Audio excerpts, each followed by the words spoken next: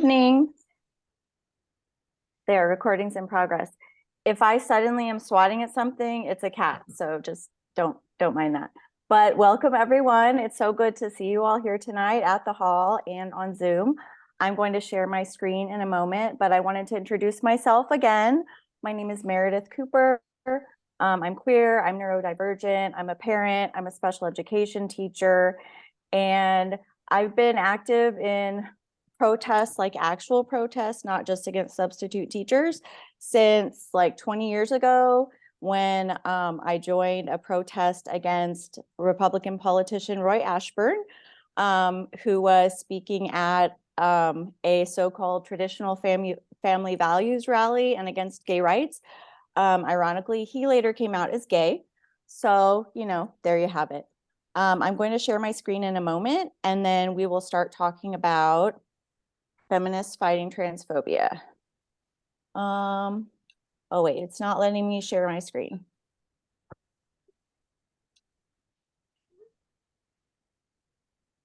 It says screen sharing, host disabled participant screen sharing.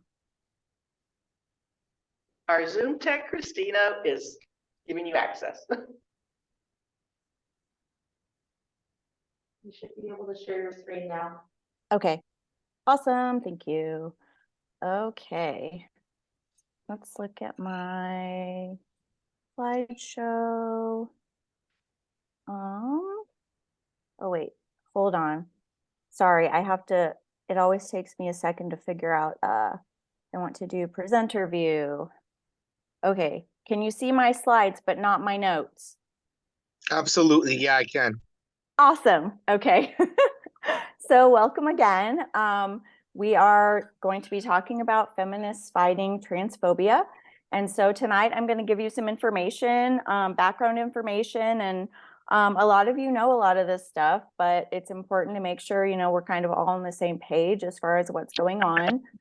And I'll be talking about the global right wing's attacks on trans people, the connection between global anti-democratic movements and anti-trans attacks in the United States, legislative and hate group attacks on trans youth and adults, the relationships among attacks on the trans community and other oppressed groups, and last but not least, what we individually and collectively are doing to fight back, because that is the most important part. So we'll begin by talking about the global decline in democracy, which we are noticing, of course, globally. So according to the annual country-by-country assessment of political rights and civil liberties that was released in 2021 by Freedom House, which is an organization devoted to the defense and support of democracy worldwide, countries with declines in political rights and civil liberties outnumbered those with gains by the largest margin recorded during the 15-year period. And the report downgraded freedom scores of 73 countries, which represents 75% of the global population. And it isn't just authoritarian states like China, Belarus, and Venezuela that, they've been declining, but also troubled democracies like India and the United States. 3 countries that have experienced a decline in democracy in recent years exemplify some traits of growing authoritarianism. And so as you can see, India, Brazil, and the United States share some glaring traits of growing authoritarianism. In addition to the traits that I listed on the slide, all 3 of these nations consistently violate the rights of ethnic minorities and indigenous peoples, lesbians, gays, queers, transgender people, and non-binary and gender-conforming people, Black people, women, people of color, immigrants, especially if they are members of any of the aforementioned groups, and disabled people. And what all of these oppressed groups have in common is class. So we are the workers, we are the laboring class, and a capitalist system is built on controlling the bodies of the workers. See slide 4. Far right leaders and governments are all over the world. and they have been joining forces to spread anti-trans and anti-LGBTQ hate. For example, the far right wing of the Republican Party, which perhaps at this point we should call just the Republican Party, has aligned with white Christian nationalist leader Viktor Orban of Hungary. As I noted earlier, far-right governments have multiple aims, and one of those aims is to reduce the number of workers in trade unions. Stable democracies, on the other hand, have different traits in common. One trait is a high trade union density rate. This table shows the countries with the highest trade union density rates as monitored by the International Labor Organization. And a quick aside, I actually have a list of all of my sources for this. So if anybody needs a list of that, I have it at the ready. Most of the countries with the highest trade union density rates are also the most stable democracies in the world. I've excluded Cuba because it isn't a democracy. And of note, the United States is in the bottom 40 of trade union density rates. So we'll take a look at those top 5 most unionized democracies in the world. And as it turns out, they also rank in the top 10 for legal gender recognition. I didn't include some of the other LGBTQ plus legal recognitions, but they also rank high on those. So as you can see, Denmark is 3rd, Iceland is 5th, Finland is 6th, Sweden is 8th, and Norway is 9th. Malta and Belgium, which are ranked number 1 and number 2 for legal gender recognition by the International Lesbian, Gay, Bisexual, Trans, and Intersex Association, European region, are respectively, they are in the top 15 most unionized democracies. Rainbow Europe brings together both the legal index of LGBTQI equality based on their Rainbow Europe map, as well as an overview of the social climate for LGBTQI people in each country based on their annual review of the human rights situation of lesbian, gay, bisexual, trans, and intersex people. Rainbow Europe ranks all 49 European countries on a scale between 0%, meaning gross violations of human rights and discrimination, and 100%, meaning respect of human rights, full equality. They rank the countries on the basis of laws and policies that have a direct impact on the LGBTQI plus people's human rights in 7 categories: equality and non-discrimination, family, hate crime and hate speech, legal gender recognition, intersex bodily integrity, civil society space, and asylum. But let's go ahead and focus on our own declining democracy. Gender affirming care is age-appropriate care that is medically necessary for the well-being of many transgender and non-binary people who experience symptoms of gender dysphoria or distress that results from having one's gender identity not match their sex assigned at birth. By preventing doctors from providing this care or threatening to take children away from parents who support their child in their transition, these bills prevent transgender youth from accessing medically necessary, safe health care backed by decades of research and supported by every major medical association, representing over 1.3 million US doctors. As you can see on this map of the US, 20 states have passed a law or policy banning gender affirming care up to age 18. And such a law or policy is being considered by legislatures in 7 other states. And that is current as of June 1st. A Kansas law passed in April is based on the radical feminist notion of biological determinism.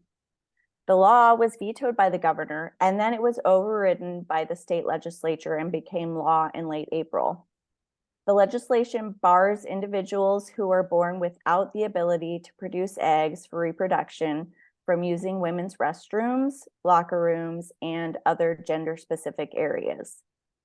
The ban applies to athletics, prison facilities, domestic violence shelters, and, quote, areas where biology, safety, or privacy are implicated that result in separate accommodations, end quote. The legislation also classifies people with developmental differences, including those who are intersex, as disabled. Intersex individuals would have their own separate facilities under the Americans with Disabilities Act, a classification that disability rights and equality rights have called wildly offensive.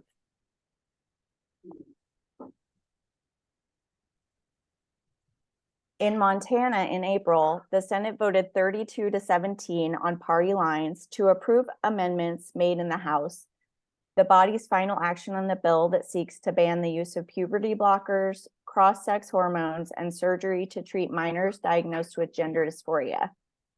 The diagnosis requires an insistent, persistent, and consistent declaration by someone that they are different from their sex assigned at birth. The treatments, including puberty blockers and breast reduction surgery, would still be allowed for young cisgender people. But on April 26th, Montana Republicans punished State House Representative Zoe Zephyr, who is a trans woman, from speaking after she spoke out against the Montana law and against Republicans' attempts to silence her. Actually, a couple of weeks before Zephyr's expulsion, Tennessee lawmakers Justin Pearson and Justin Jones were ousted from their seats for leading gun control protests, only to be returned to office by their local communities. Oops, I just did something. I accidentally zoomed out. There we go. Okay. In a joint interview with Zoe Zephyr on Democracy Now!, Justin Jones said, quote, Representative Zephyr, whatever I can do to show up in solidarity, to push back and let them know that we're not going to be divided, that we see this as a united struggle, that we see this as a struggle in which solidarity, deep solidarity, matters, and in which resisting together against these forces of authoritarianism is going to be something that we continue to do nationwide, end quote. Most recently, on a visit to Florida for a Pride celebration, Zephyr took time to speak out against Florida Governor Ron DeSantis' attacks on the rights of trans and LGBTQIA+ people in the state. She said, quote, I wanted to show that we were willing to come down here and plant the flag of queer joy and say, we are not going back into the closet.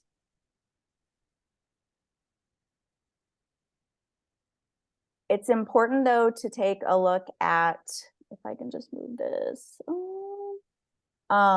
you know, some of the awful things that, you know, trans people experience. So even before state legislatures began enacting laws that ban necessary health care for trans youth, both trans youth and trans adults have faced oppression.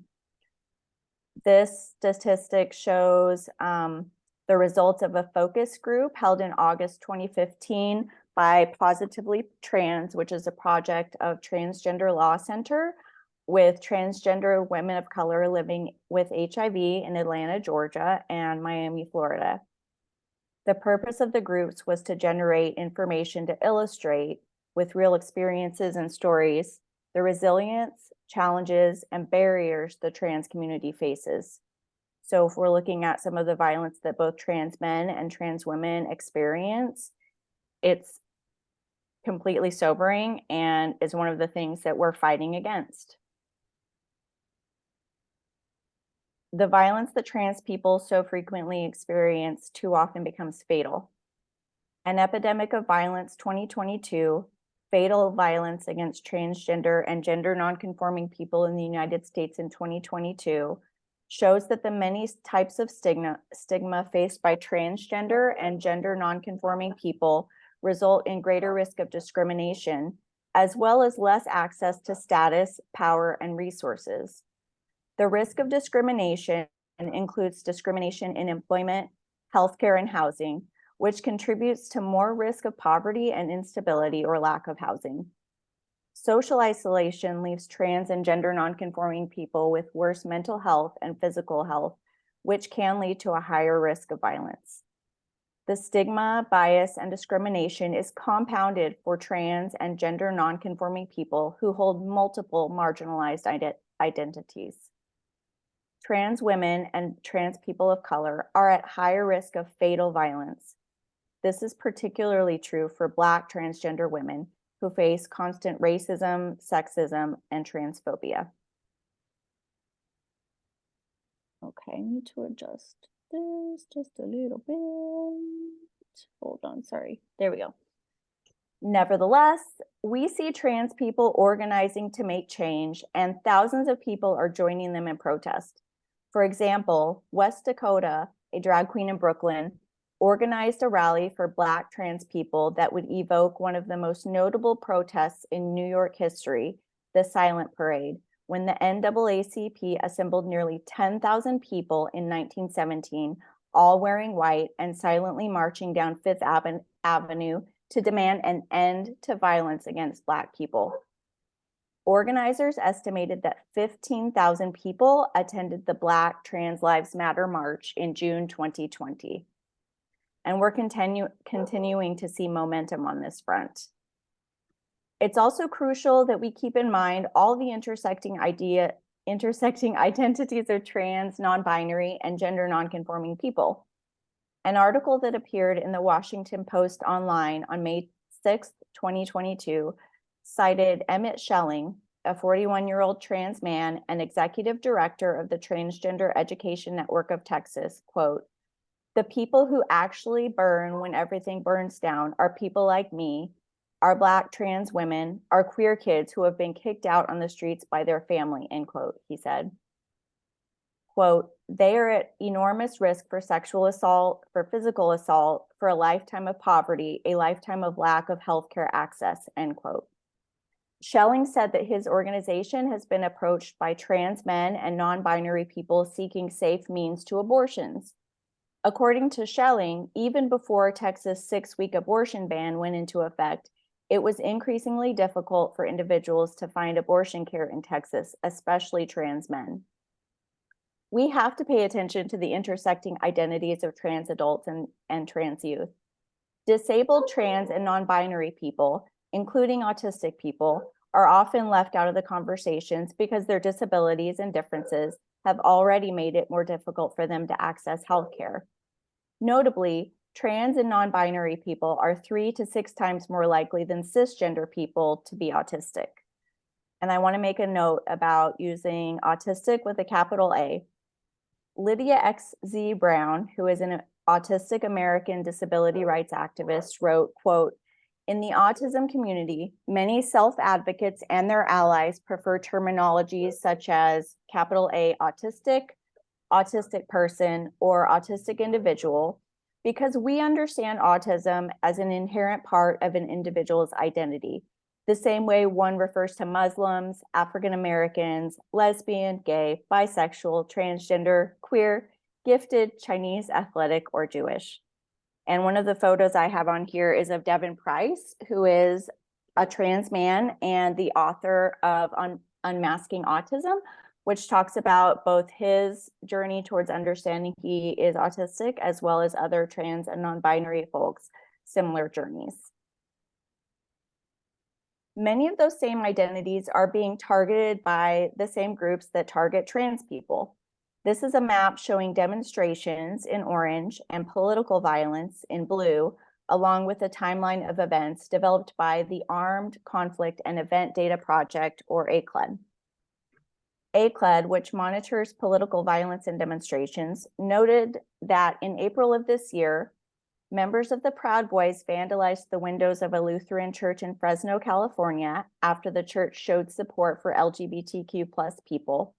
Demonstrators associated with white supremacy and White Lives Matter engaged in physical altercations during an anti-LGBTQ+ demonstration in Washington, D.C. And members of the New Columbia movement and Protect Texas Kids also participated in an anti-LGBTQ+ demonstration in Fort Worth, Texas. If you note all of the orange, those are demonstrations which could be, pro-LGBTQ plus, or they could be anti-LGBTQ plus. So of course, we're seeing a ton of activity both on our side and on the wrong side. Other groups, such as Moms for Liberty, have been focusing their efforts on books in public schools and public libraries.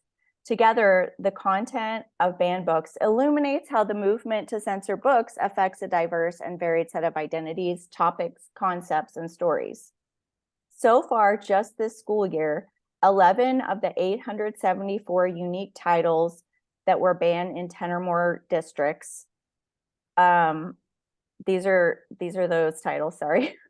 This list of the most frequently banned books includes a cross-section of multiple content areas, including characters of color or themes of race and racism, topics on health and well-being for students, LGBTQ plus characters or themes, mentions of teen pregnancy, abortion, or sexual assault, themes or instances of physical abuse and violence. This is an indication that efforts to remove books focus on authors of color and LGBTQ plus authors, as well as books that center LGBTQ plus characters and characters of color. But there are still folks who are organizing and fighting back, including Jack Patoge, who at the time was in high school and helped organize a statewide Say Gay student walkout in March of last year to protest the bill, which forbids instruction on sexual orientation and gender identity in kindergarten through 3rd grade. I believe that has since been increased all the way through 12th grade. He was briefly suspended from Flagler Palm Coast High School for handing out LGBTQ plus pride flags during a protest there. He and others also fought the removal of George M. Johnson's book, All Boys Aren't Blue, from his school district's libraries. And I have to say about librarians, they are some of the feistiest fighters I have ever met in my life, all about freedom of information and freedom of expression.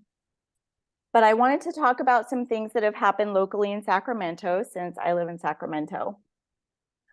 The Landing Spot is recognized for creating a safe place for LGBTQ plus youth suffering from depression, anxiety, suicidal thoughts, hunger, homelessness, or loneliness, and creating a healthy, strong gay community in Placer County, which is notoriously very conservative.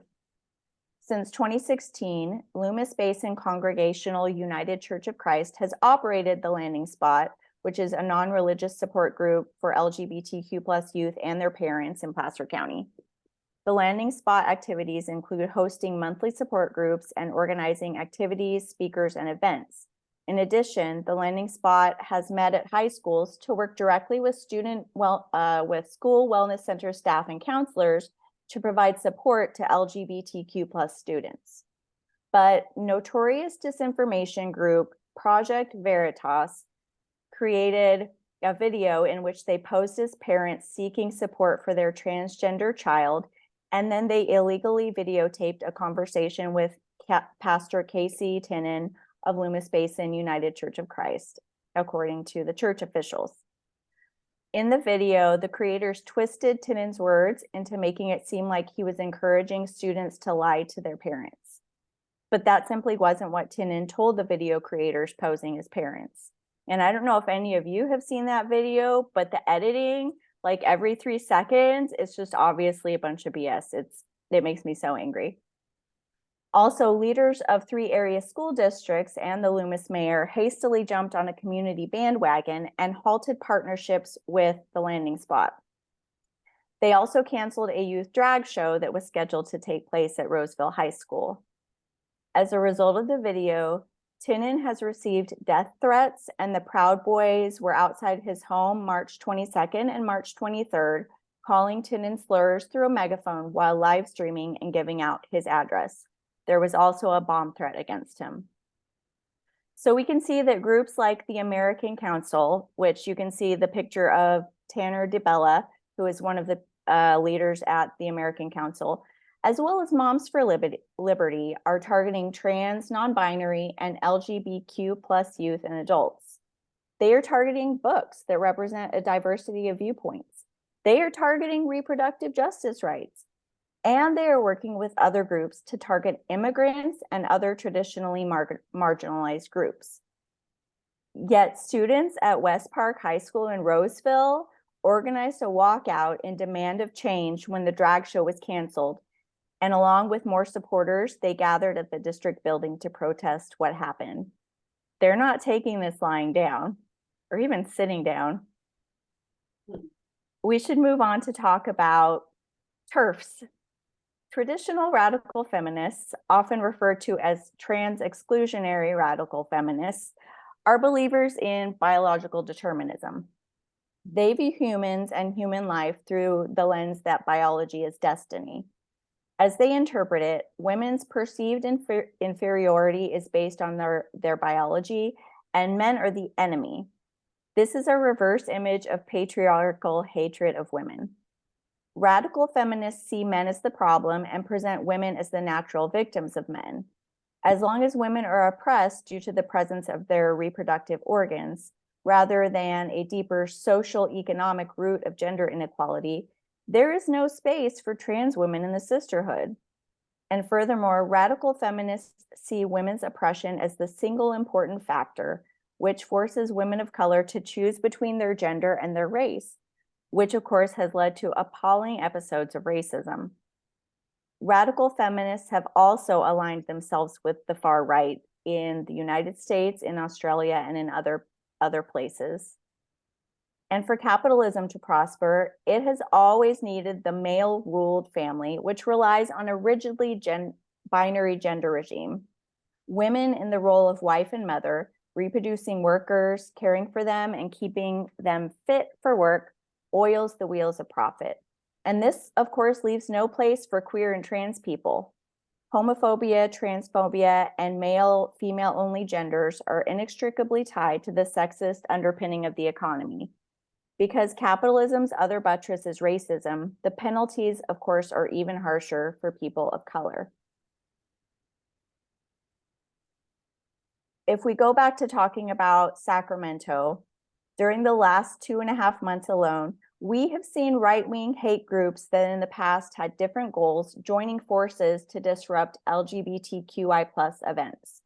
These include members of the Proud Boys, Patriot Front, Rise Above movement, and other groups that target Black people, people of color, immigrants, mainly people of color, Muslims, and Jews. The photo on the left shows 5 individuals from the Proud Boys and Patriot Front at the Sacramento City Council meeting a few weeks ago, where the man in the newsboy cap made anti-Semitic remarks during public comments, followed by all 5 of the men disrupting the meeting and threatening city council members. Of note, the man on the far right in the photo was also live streaming himself and the other Proud Boys at Pastor Casey Tinnan's house the month before. The photo on the right shows a man from the Rise Above movement who showed up to protest the Drag Story Hour event in Sacramento in April. He was joined by members of the Proud Boys, in addition to a well-known white supremacist from the Central Valley. But LGBTQI+ allies and members of groups such as NorCal Resist showed up to protect the Drag Story Hour.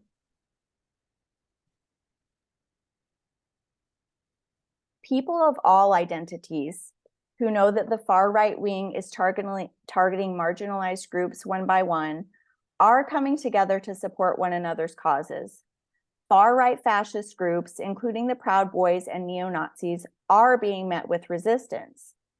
We know that fascism comes from capitalism, which is a ruthless system of exploitation driven by its insatiable need for profit. When the economy inevitably becomes a pressure cooker and revolt is possible, capitalism will unleash its ultimate weapon, fascism, to crush workers' ability to organize. Locally, multiple groups have come together in protests and rallies. These include an anti-straight pride rally in Modesto last year, Defend Trans Youth protest in San Francisco, and a Rage Revival protest against the ruling against FDA approval of mifepristone in Sacramento. This cross-movement solidarity is powerful, and it is what will finally replace capitalist rule with a genuine workers' democracy that will guarantee full economic, social, political, and legal equality to women, be they trans or cis women, people of color, gays, and all who are exploited, oppressed, and repelled by the ruthless profit system and its natural offshoot, imperialism. We call for a militant LGBTQ+ movement in solidarity with the labor movement to win relief for transgender and queer people of color and workers. We call for grassroots organizing to hasten a lasting revolution that liberates all working class people, led by those who face the worst of capitalist oppression: Black women, women of color, and disabled women. We demand a world where all people have the inalienable right to security, care, love, and unhampered opportunity and growth. We can liberate trans people and all working class people by standing in worldwide solidarity across movements, across continents, across sexual orientation, race, gender orientation, when we stand together. Stand up, fight back.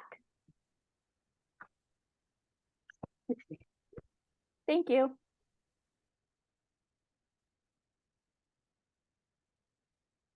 Hi, thank you so much, Meredith. Before we start the session,